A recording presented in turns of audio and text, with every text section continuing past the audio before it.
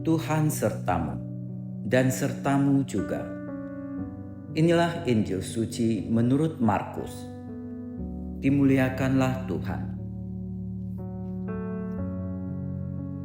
Pada waktu itu, Raja Herodes mendengar tentang Yesus, sebab namanya memang sudah terkenal dan orang mengatakan, Yohanes Pembaptis sudah bangkit dari antara orang mati. Dan itulah sebabnya kuasa-kuasa itu bekerja di dalam dia. Yang lain mengatakan, dia itu Elia.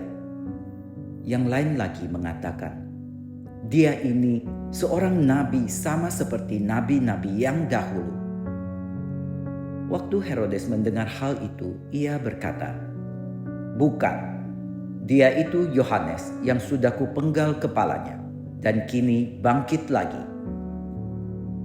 Memang Herodeslah yang menyuruh orang menangkap Yohanes dan membelenggunya di penjara berhubung dengan peristiwa Herodias, istri Filipus saudaranya, karena Herodes telah mengambilnya sebagai istri.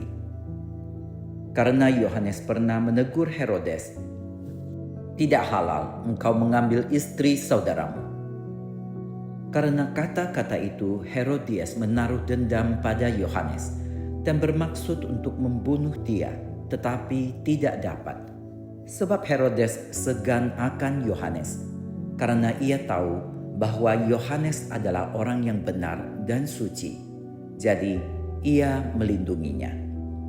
Tetapi setiap kali mendengar Yohanes, hati Herodes selalu terombang-ambing. Namun ia merasa senang juga mendengarkan dia.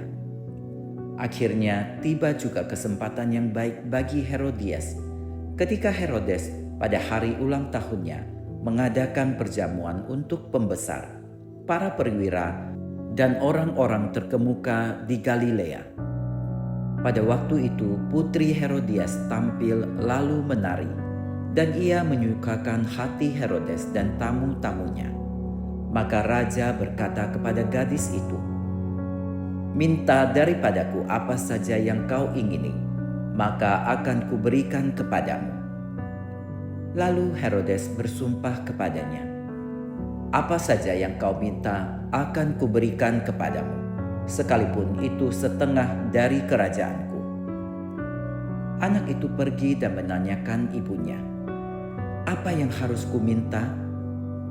Jawab ibunya, kepala Yohanes Pembaptis.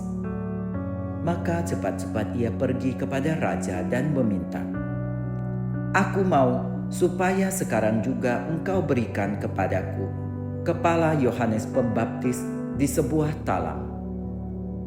Maka sangat sedihlah hati raja, tetapi karena sumpahnya dan karena segan terhadap tamu-tamunya, ia tidak mau menolaknya.